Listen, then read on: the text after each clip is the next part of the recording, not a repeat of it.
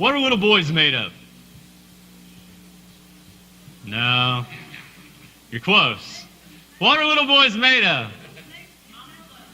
Snakes and snails and puppy dog tails. That's what little boys are made of. And what are little girls made of? What are little girls made of? Yeah. That comes from a series of nursery rhymes called What Folks Are Made Of.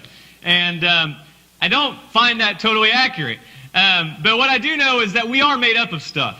We are made up, each and every one of us are made up of two things. We are body and we are spirit. We are body and we are spirit. Last week we talked about carrying things. Remember carrying the umbrella, carrying things when it was unnecessary, and we talked about getting wrapped up in sin. And towards the end of that message, I talked about a verse out of Matthew.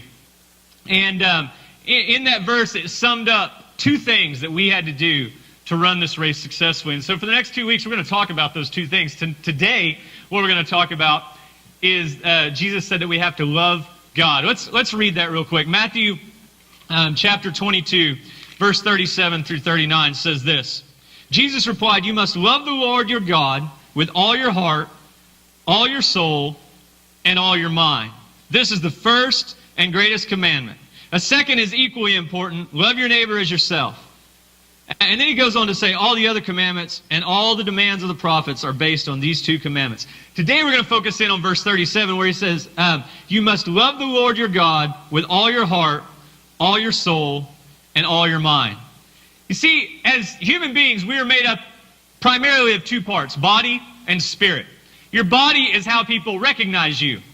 I look out here and I see Thad, and I see Jennifer, and I see Lando. I recognize them because of your physical body. You have an appearance that I can recognize. With my eyes, I can recognize you. Our physical body helps us to walk around, helps us to be seen by people, helps us to do things with our hands and go places with our feet. That's what our physical body is for. The other part that we are made of is not puppy dog tails, but it is spirit. We are made of spirit, body and spirit. And this verse sums up three parts of our spirit. The three parts that make up who we are. The three parts, those three things that make us who we are, our heart, soul, and mind. Our heart, our soul, and our mind. What's in your heart this morning? When Jesus starts talking about love the Lord your God with all your heart, well, I don't know how to do that. So, what is the heart all about? When writers speak of using your heart, what are they talking about? See, our heart is where our emotions lie. When we're talking about spiritual, now, if we're talking about physical heart, it pumps blood. That's its job. If we're talking about our spiritual heart is where our emotions lie. Like love. You know, you listen to country radio and you hear love songs. People, they write love songs to the woman they love, or to the dog they love, or to the horse they love, or whatever it is on country music that they love. They love those things. That's where love songs come from, is the place of the heart. That's where your emotions reside. It's where your emotions are. So when Jesus says, love the Lord your God with all your heart, he's talking about your emotions. He wants you to feel.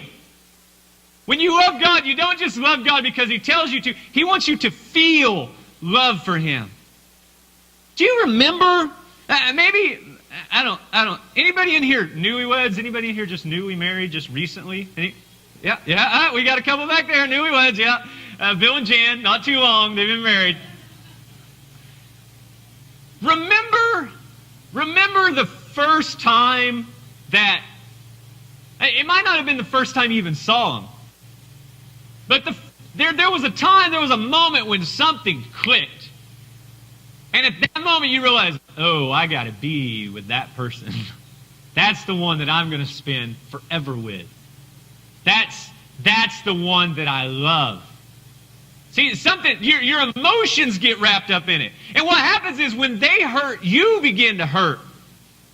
The hardest thing in the world for me, I can cut my finger off and I'm fine. But if I see my daughter or my wife suffering, kills me. I'll go right out and say I'm an emotional guy. To the good side and to the bad side. I mean, I can flare either direction. But I am an emotional guy. You've seen me stand up here and talk and seen me sing, and I'll have tears in my eyes and I'll start crying. That's fine. Whatever you want to say about me. I'm an emotional person. I'm pretty good when it's just me. But there's something when I start talking about my daughter or I start talking about my wife, man, it gets to me. It tears my heart up because there's so much love that I have for them. I love them so much that it brings out my emotions.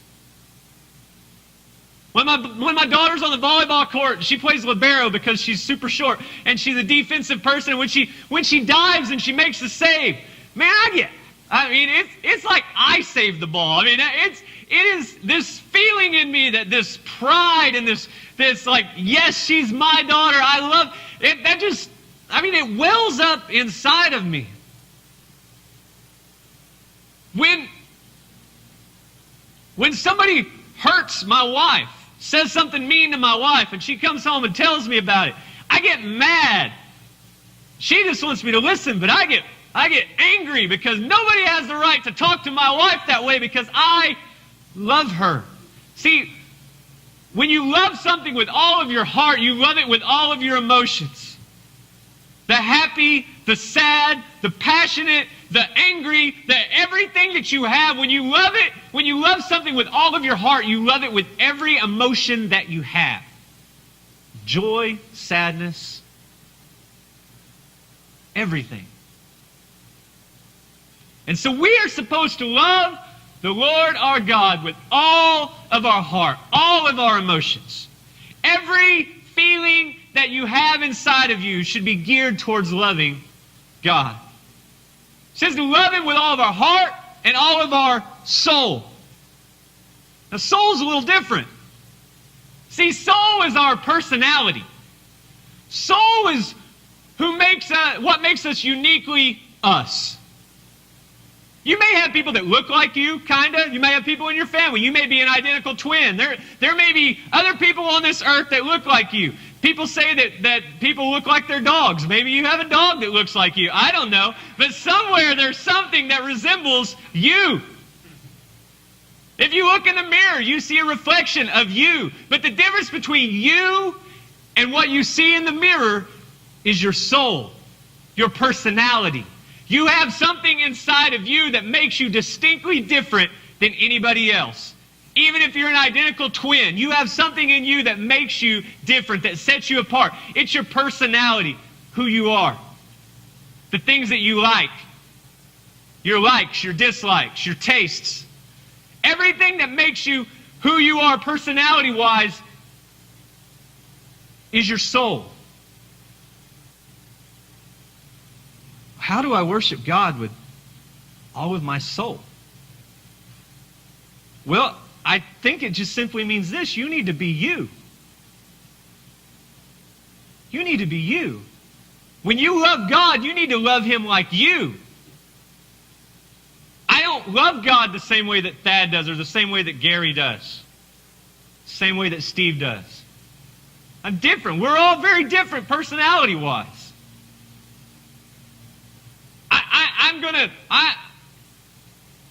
I'm going to do things differently because my personality is different.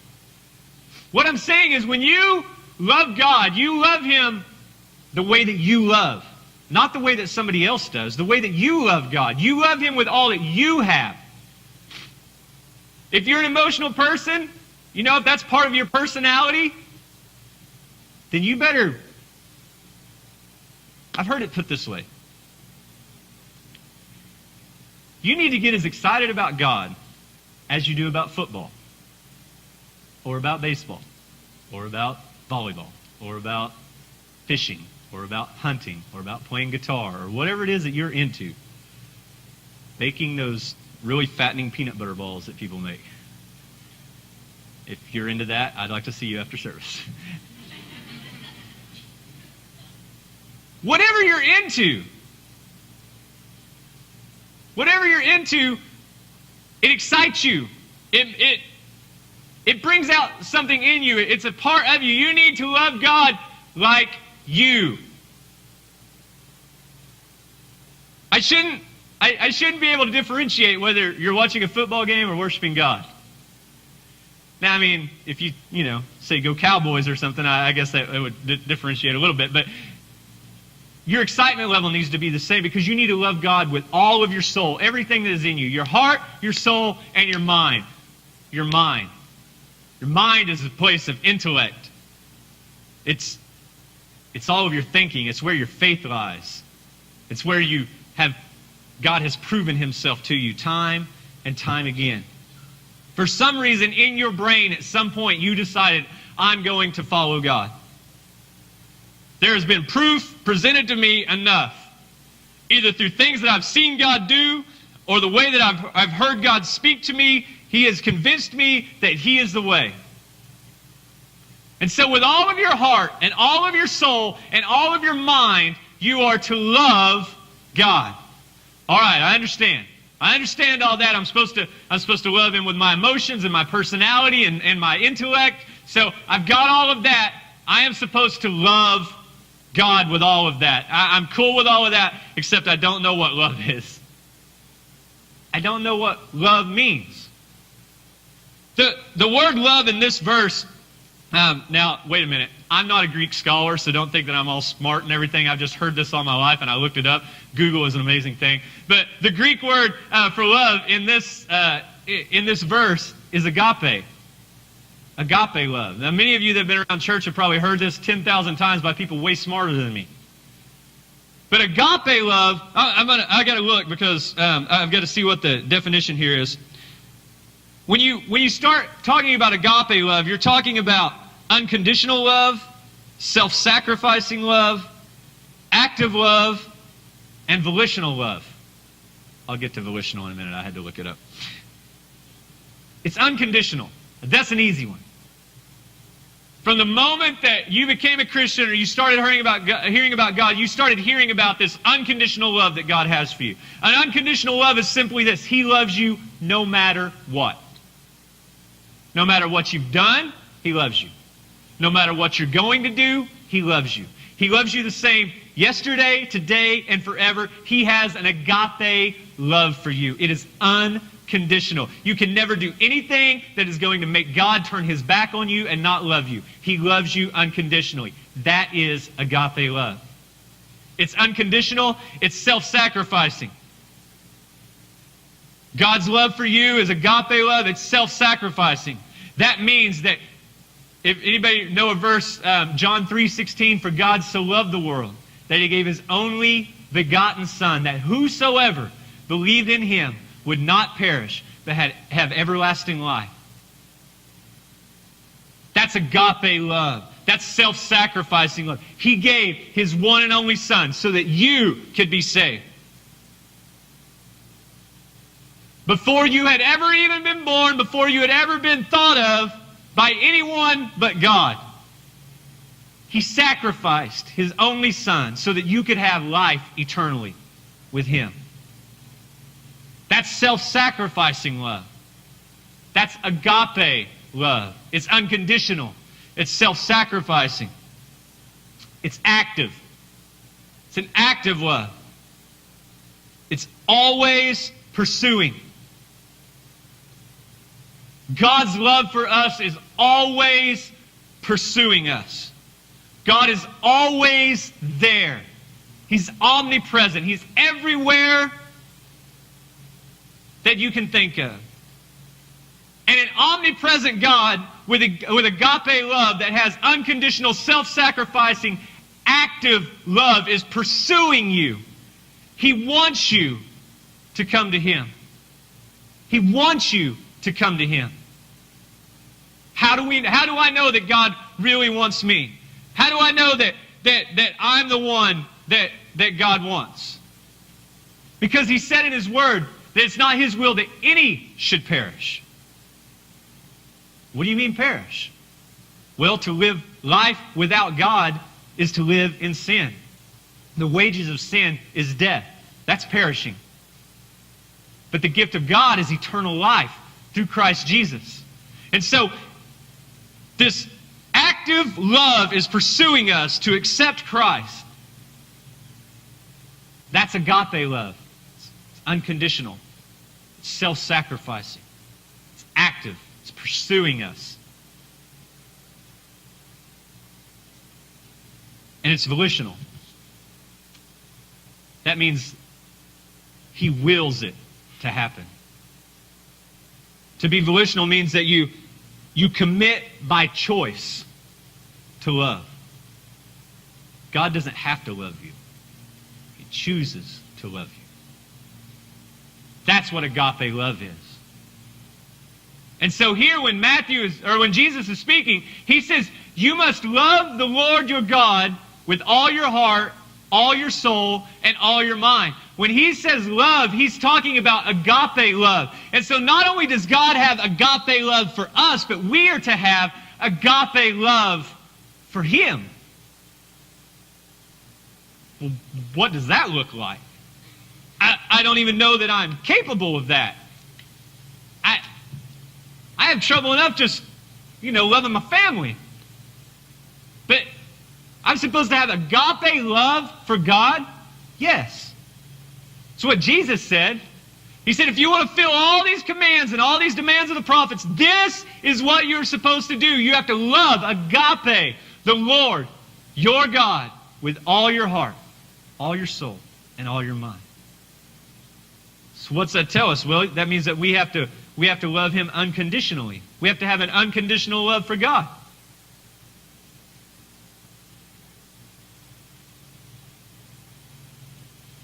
You ever been mad? You ever been mad? I've been mad once or twice in my life. I'll just be real honest with you and tell you I've been mad at my wife. Love you, honey.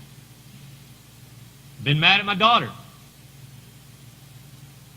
Been mad at Chad. Been mad at Daniel. I don't think I've ever been mad at you, Gary. Give me time. I'll get there.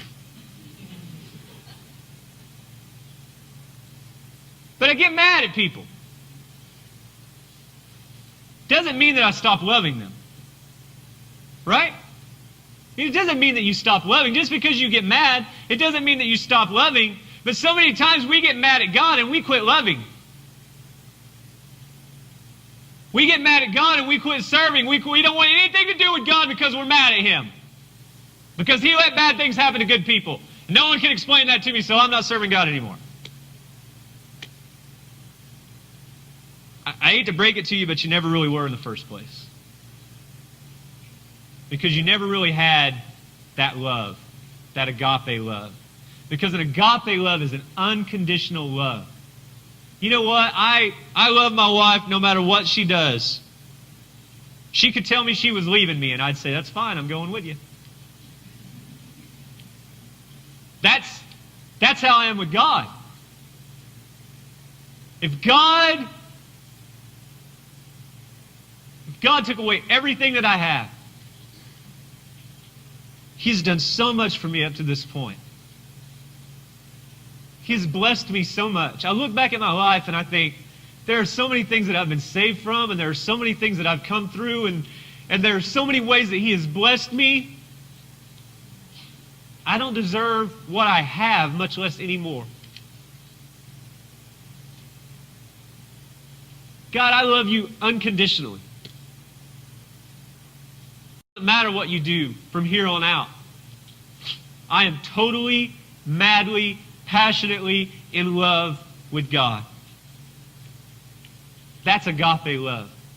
Unconditional love. You're supposed to have self-sacrificing love for Him. This is a hard one.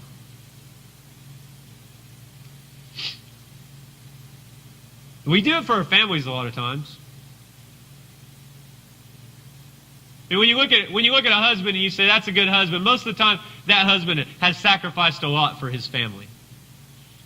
Or you look at a wife and you say, that's a good wife. It's because she sacrificed a lot for her family.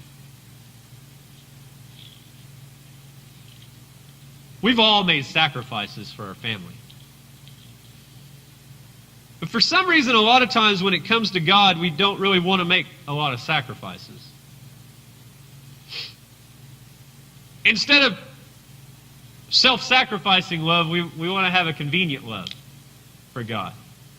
When things are going good and when it's convenient, I will love Him. But I don't really want to love Him at work, because you just don't understand the kind of guys that I'm around at work. And, they're a little rough around the edges and stuff. And so if they see me, as weak, or if they see me as serving God or something like that, I'm just going to have to endure all of this stuff. And I don't want to do that. So I'm going to keep my God life, and my personal life, And I'm not really willing to sacrifice anything.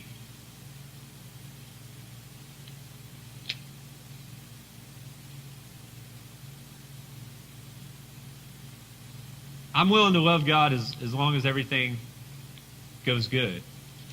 But the minute He tells me to give up something, I don't know. I don't know if I can give that up. When you love God, you have a self-sacrificing love for Him. That means that you put Him first. The same way you put your family first. You put God first above everything else. I remember when I first went into ministry, I was a children's pastor. And had just recently got married. And I was very young. I was like 19, 20 years old at this time. And I was a children's pastor in Del City, Oklahoma. And I was at work one day, and I went on lunch break, and I was praying, and felt like God told me that I needed to quit my job and just concentrate all my efforts on being a children's pastor. Which, man, that sounds terrific, except for there's no money to pay me to be a children's pastor. The church scrounged up what they could, and I made $75 a week. Now, I don't know how it worked. We went to some budgeting classes, and they'd ask us to write down all of our money that came in and then write the bills that we had. And we were short. Not just short, we were way short on money. We really shouldn't have had money to eat. It was bad. It was a bad financial decision on my part. I would advise everybody in the world against doing it, except for this part. I knew that I had heard from God.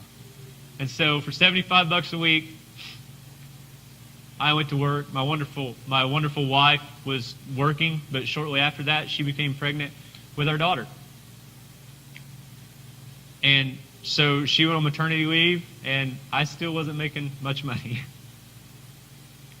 But somehow, through that sacrifice. Now, let me just tell you, it was not easy. People get up here and say, I always had money for rent, and I always had money, food money, and I did. All that stuff came through. But it was not easy. It was a sacrifice. And I'm not saying that to somehow say that I am this sacrificial guy and I give up all this stuff, because I'm probably more selfish now than I was then. But what I do know is this: when you sacrifice, when you love God, when you are self-sacrificing towards God and you love Him with an agape love, He has the same love towards you. And when that love is reciprocated, things work out. Things happen. Things miraculously happen. We made it. We're here today. We're doing fine now. We're doing better than we've ever done in our lives. It's not because I decided to make $75 a week. It has nothing to do with that. What it has to do with is a commitment that I made in my life that I was going to follow God no matter what. It's the same kind of commitment that when we were driving down Highway 77 and Chad looked at me and said, we need to start a church. And I said, okay. I had a cushy youth pastor job. It was nice. I could do whatever I wanted, whenever I wanted. I didn't have to do all of the pastoral responsibilities that I have now. It was nice. But I knew that that was God. And I knew that at some point I'd be sitting in front of a room full of people in Noble, Oklahoma, and I was going to look out and think, you know, it was all worth it. Every sacrifice that it took to make a belt buckle factory into a church.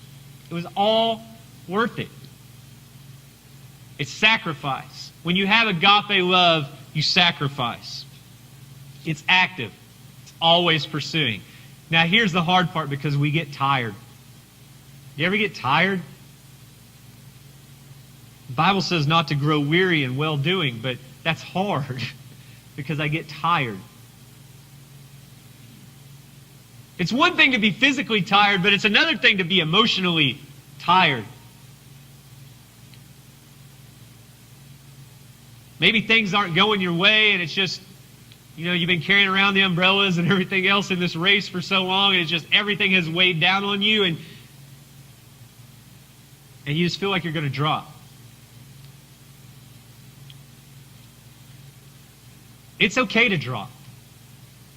It's okay to drop. It's okay to be so tired that you just have to sit back and say, you know what, I have got to clean house here. I've just got to drop everything. But the one thing that you cannot drop is your love for God. Because if you have agape love for Him, it is active and it is pursuing. No matter how tired you get, no matter how weary you get, no matter what happens in your life, you are still actively pursuing God, because that's an agape love. And the cool thing about that is even if you slack off in that area, He has agape love for you. And so though your pursuit may slow down, He's pursuing you in the same way. And so you're always going to be together.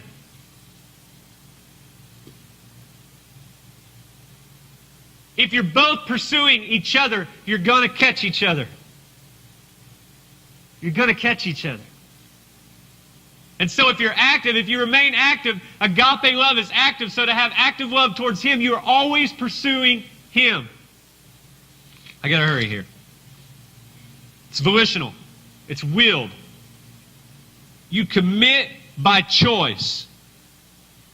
For something to be volitional, you have to commit by choice. And then it says that, in the dictionary, it says that you commit by choice. It's a psychological term. You commit by choice, but then it can become habit. Once you commit by choice, it can become habit. I committed by choice a long time ago to always tell my wife I love her. You can ask her. She probably gets tired of it.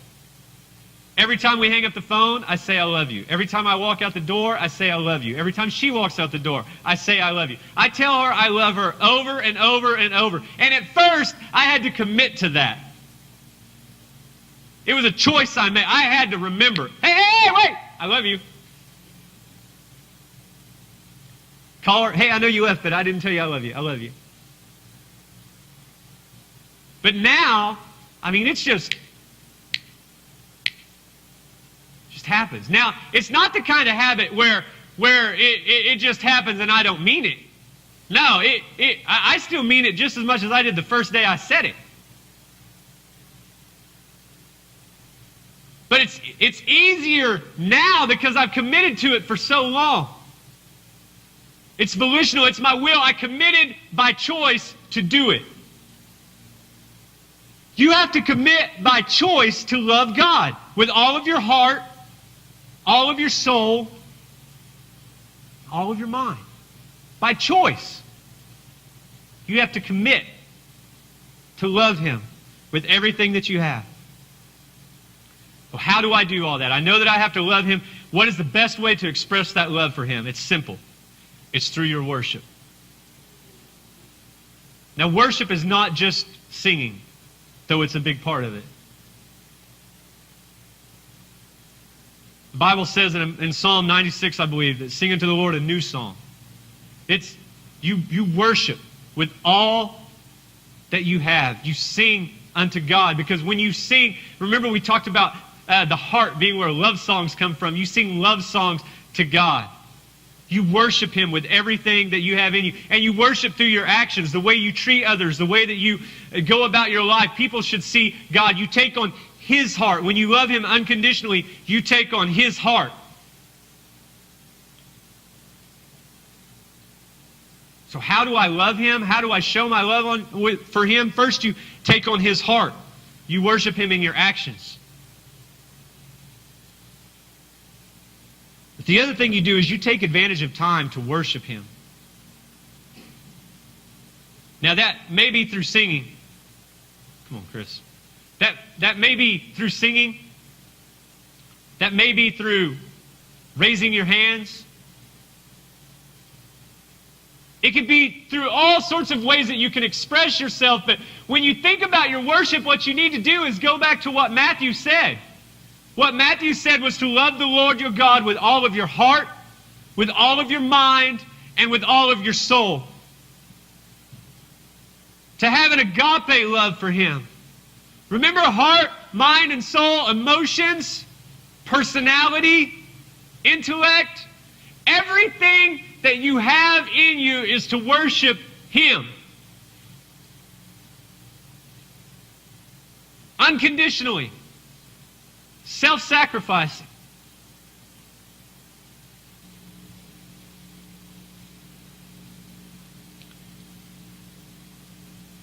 Here's the deal. You were made to worship. You were created to worship. It's what you were designed to do. As God was up in heaven, he said, let us create man in our own image. And he created man not like the angels. Not like the angels. You see, the angels, their only job is to worship around the throne. And they have no choice on whether they do that or not. The angels were designed to worship and worship only, and that's what they do. That's what God designed them to do, and that's what he demands them to do. And so they worship. We are a little different in that we were designed to worship, but he wants us to worship volitionally, with our will, voluntarily, to give our will, to commit to worship him, because how much more glory does he get when we commit to worship him, when we make a free choice to worship unconditionally, even when we don't feel like it, even when it's uncomfortable. I don't know, somebody may be looking at me. Who cares? Who cares?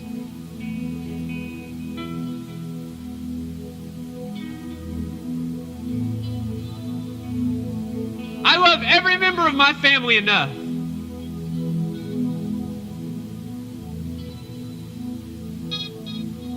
that we could be in the middle of the most crowded mall.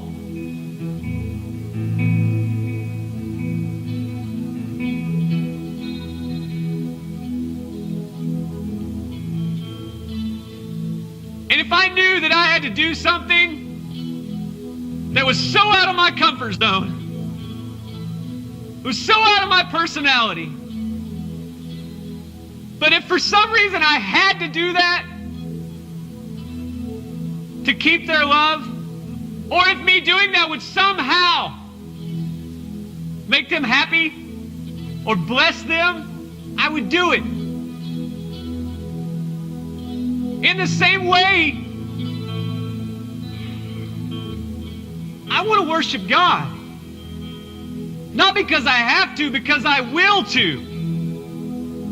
I'm committing to live a life of worship, and that includes times when I come together with other people that believe the same way as me, and I worship.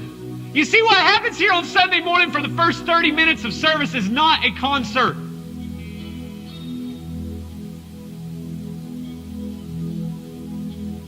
I've said it before, I'm not talented enough to entertain people. It's not who I am. It's not what I'm not an entertainer. If I was, I'd be the one throwing benefit concerts. But that's not me. But what I am is a worshiper.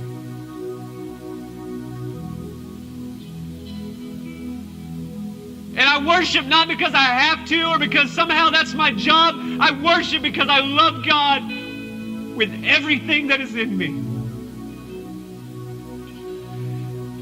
I stand up here and I lift my hand Not because I want you to see me lift my hand. I lift my hand because I'm surrendering to God and saying, God, whatever you want in my life, that's what I want. God, I've been so selfish in the past. And God, I've wanted things my own way so many times. And God, I know that Monday and Tuesday, I may go back to being my selfish self sometimes. But right now, God, right now, I open myself up and I just worship you. God, I love you with everything that is in me. And when you begin to do that, when you begin to share that agape kind of love, that worshipful love with God, what happens is that same love pours out on you. And so if you see me getting emotional, it's not because I'm sad, it's because God is pouring out His love into my life. Something happens when you begin to sing to Him, show me your love, show me your ways, show me your mercy. When you begin to ask God to show you those things, He begins to do it. When your child says, Mommy, Daddy, I'm hungry, what do? You feed it.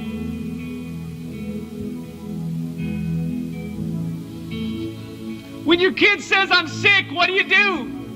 You figure out a way to make them better. You figure out a way to make them better. And I'm telling you, if you're in this place and you're hurting, it's not because God doesn't want to make you better. But He has to know that you're hurting. He needs you to tell Him that you're hurting. And even though you're hurting, He needs you to worship Him through it. That is agape love. That's loving God with all of your heart, all of your soul, and all of your mind. That is agape love.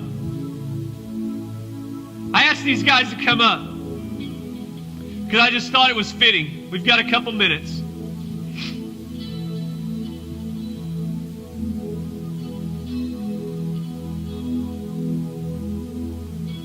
But I think there's people in here today that hopefully something is sparked.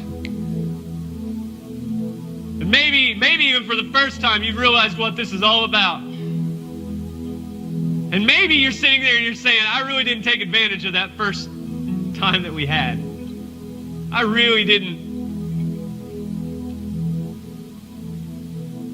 I was drinking coffee. I really didn't take advantage of that, and that's fine. But what I'm telling you is, if you want to fulfill the commandments of God, Jesus said that you have to love the Lord your God with all of your heart, all of your soul, and all of your mind.